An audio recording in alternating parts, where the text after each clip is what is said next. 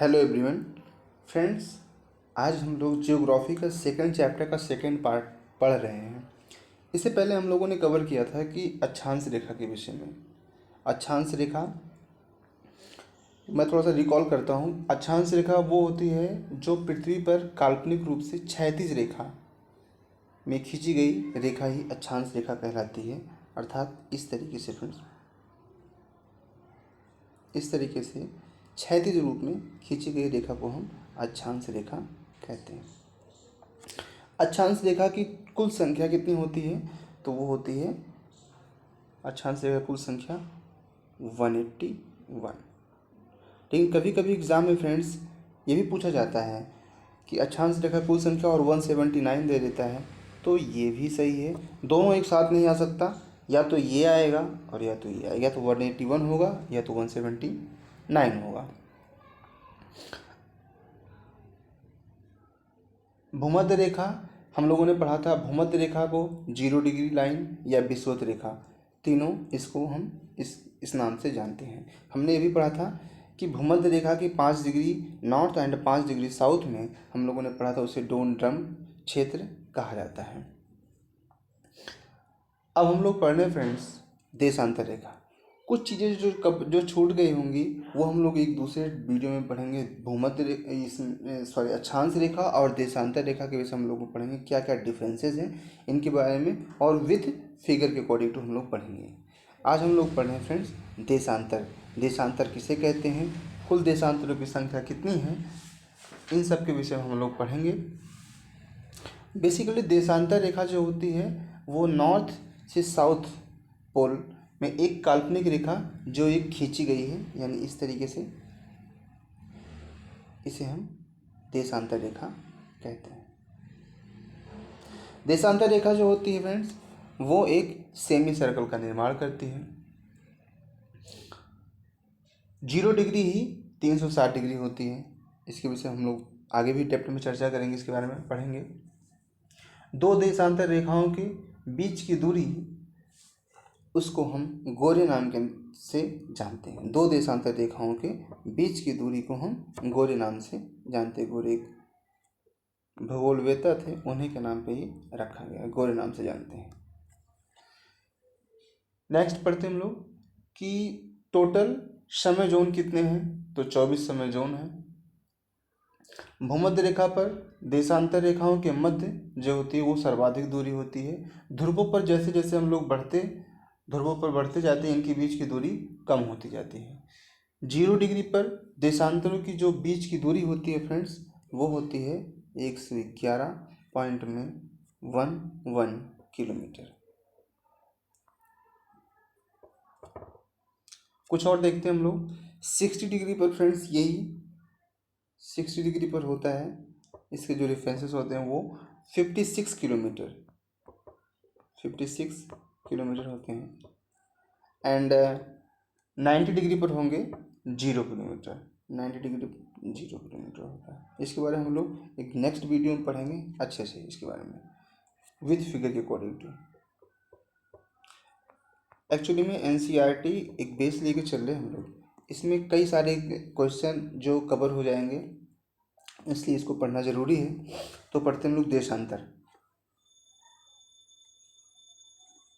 देशांतर किसी स्थिति को बताने के लिए उस स्थान के अक्षांश के अलावा के अतिरिक्त कुछ और जानकारियों की आवश्यकता भी होती है। आप देख सकते हैं जैसे प्रशांत महासागर में स्थित एक टोंगा द्वीप। कई बार एग्जाम में यह भी काफ़ी मोस्ट इंपॉर्टेंट है, कई बार एग्जाम में पूछा जाता है टोंगा द्वीप एवं हिंद महासागर में स्थित मॉरिशस द्वीप एक ही अक्षांश यानी 20 डिग्री साउथ पर स्थित है। इनकी सही स्थिति को जानने के लिए यह पता करना होगा कि उत्तरी ध्रुव को दक्षिणी ध्रुव से जोड़ने वाली संदर्भ रेखा या पूरब या पश्चिम की ओर स्थानों की दूरी कितनी है। इन संदर्भ को देशांतरीय या महोत्तर कहते हैं। इनके बीच की दूरी देशांतरों को के अंशों में मापा जाता है। यह भी काफ़ी इम्पोर्टेंट है। अंशों से फ्रेंड्स एक अंश में 4 मिनट होते हैं, एक अंश में 4 मिनट, यानी एक डिग्री में 4 मिनट होते हैं। इसके विषय में हम लोग आगे पढ़ेंगे। 4 मिनट होते हैं। प्रत्येक अंश को मिनट तथा मिनट को सेकंड में विभाजित किया जाता है। ये अर्धवृत्त तथा उनके बीच की दूरी ध्रुवों की तरफ बढ़ने पर घटती है एवं ध्रुवों पर शून्य हो जाती है, जहाँ सभी देशांतरी यमावतर आपस में मिलती हैं। एक वृत्त खींचिए और मान लीजिए कि प्रमुख यमावतर इसे दो बराबर भागों में बांटती है, पूर्वी गोलार्ध और पश्चिमी गोलार्ध को रंग कर नामांकित कर दीजिए। उसी प्रकार एक दूसरा वृत्त खींचिए जिसे विषुवत वृत्त या दो बराबर भागों में बांटें। अब उत्तरी गोलार्ध एवं दक्षिणी गोलार्ध में रंग दीजिए। यानी इस एक फिगर है,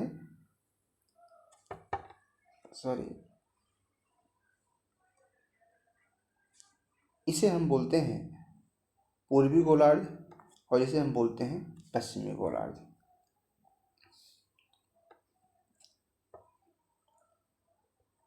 अक्षांश रेखाओं से भिन्न सभी देशांतरी यमावतर की लंबाई समान होती है।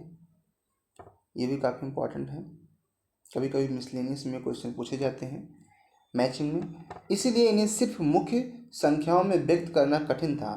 तब सभी देशों ने निश्चय किया कि ग्रीनविच यानी जीएमटी, जहां ब्रिटिश राजकीय वेधशाला स्थित है, से गुजरने वाली यमावतर से पूरब और पश्चिम की ओर गिनती शुरू की जाए। इस यमावतर को प्रमुख यमावतर कहते हैं। इसका मान 0 डिग्री देशांतर है तथा यहाँ से हम 180 डिग्री पूरब या 180 डिग्री पश्चिम की गणना करते हैं। प्रमुख यमावतर 180 डिग्री यमावतर पृथ्वी को दो समान भागों यानी पूर्वी गोलार्ध और पश्चिमी गोलार्ध में विभक्त करता है। यानी ये जो हमारी प्रमुख यमावतर, ये वाली जो लाइन है 0 डिग्री, ये वाली, ये हमारा हो जाएगा पश्चिमी गोलार्ध और ये पूर्वी गोलार्ध। यानी पूर्वी गोलार्ध में 180 लाइन होंगे और पश्चिमी गोलार्ध में भी 180 लाइन होंगे, और ये हमारी विषुवत वृत्त रेखा है। यानी इस तरीके से जो लाइन खींची गई है पश्चिम से पूरब, ये हमारी पूरब से पश्चिम, और ये इस तरीके से हमारी पश्चिम से पूरब, ये भी जो लाइन खींची गई ये हमारी अक्षांश रेखा है, और ये वाली लाइन हमारी देशांतर रेखा है। इस तरीके से नेक्स्ट पढ़ते हैं। अब ग्लोब पर अक्षांश रेखाओं एवं देशांतरीय यमावतर के द्वारा बनी ग्रिड को देखो। अगर आपको किसी स्थान के अक्षांश एवं देशांतर की सही जानकारी हो तो ग्लोब पर उस स्थान का पता आसानी से लगाया जा सकता है। यानी अक्षांश और देशांतर का यदि सही जानकारी होगा तो हमें किसी भी प्लेस को बता सकते हैं, ये किस स्थान पर या देश किस स्थान पर है या कौन सा द्वीप किस पे है, ये हम बता सकते हैं। जैसे अभी ऊपर मॉरिशस द्वीप के विषय में बात किया था, एंड ग्रिड को, अगर आप किसी स्थान के अक्षांश एवं देशांतर की सही जानकारी तो हमें जानकारी हो तो ग्लोब पर आप उस स्थान का पता आसानी से लगा सकते हैं। उदाहरण के लिए असम में एक धुबरी स्थान, एक प्लेस है जो 26 डिग्री उत्तरी अक्षांश एवं 90 डिग्री पूर्वी देशांतर पर स्थित है। अब उस बिंदु को देखें जहाँ ये दोनों रेखाएं एक दूसरे को काटती हैं। यह बिंदु धुबरी की सही स्थिति होगी। इसको समझने के लिए कागज पर समान दूरी वाले क्षैतिज तथा ऊर्ध्वाधर रेखाएं खींचिए। ऊर्ध्वाधर रेखाओं की संख्या 1, 2, 3, 4 तथा क्षैतिज रेखाओं को का, खा, गा, घा, अंगा अक्षरों से व्यक्त करें। जिन बिंदुओं पर ऊर्ध्वाधर रेखाएं क्षैतिज रेखा या एक दूसरे को काटती हैं वह कुछ छोटे वृत्त खींचिए। इन छोटे वृत्तों को आ, बा, सा तथा धा नामों में व्यक्त कीजिए। मान लीजिए ऊर्ध्वाधर रेखाएं पूरब देशांतर एवं क्षैतिज रेखाएं उत्तरी अक्षांशों को व्यक्त करती हैं। अब हम लोग पढ़ते हैं, यहाँ पे एक मैप दिया हुआ है इसके विषय में।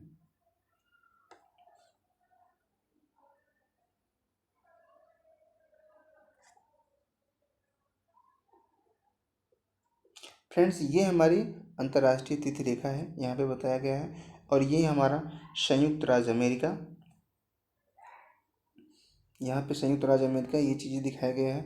ये अटलांटिक महासागर, ये ग्रीनलैंड, और ये देखिए ग्रीनविच लाइन है, और ये एक लैंड यहाँ से होकर के ग्रीनविच लाइन गुजरी हुई GMT, इस तरीके से हिंद महासागर और ये प्रशांत महासागर, यहाँ पे चाइना, ये इंडिया, इस तरीके से हैं। कुछ जो छोटे हुए फ्रेंड्स वो हम लोग एक नेक्स्ट टॉपिक में कवर करेंगे। अब आप देखेंगे कि उत्तरी अक्षांश 1 डिग्री पूर्वी देशांतर पर स्थित है। अन्य वृत्तों को खींचिए। यहाँ पे कुछ फिगर बना के बताया गया है। देशांतर और समय हम लोग इसके विषय में पढ़ते हैं। देशांतर किसे कहते हैं और समय। समय को मापने का सबसे अच्छा साधन पृथ्वी, चंद्रमा एवं ग्रहों की गति है। सूर्योदय एवं सूर्यास्त प्रतिदिन होता है, अतः स्वाभाविक ही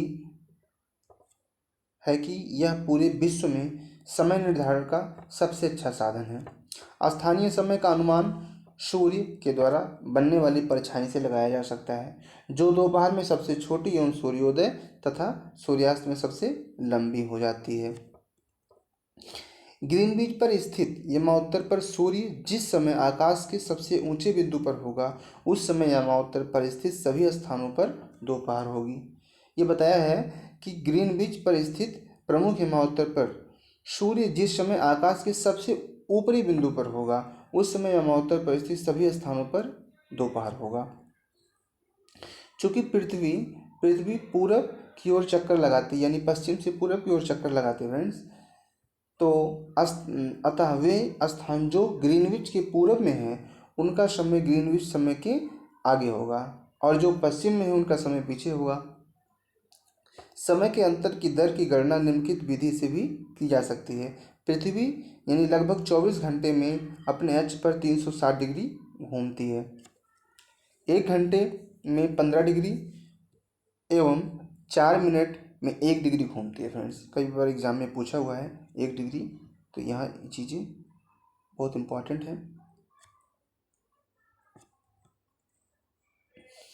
इस प्रकार जब ग्रीनविच में दोपहर 12 बजते हैं, तब ग्रीनविच से 15 डिग्री यानी 15 डिग्री पूरब में समय होगा, यानी 15 × 4 यानी 60 मिनट यानी 1 घंटे का होगा।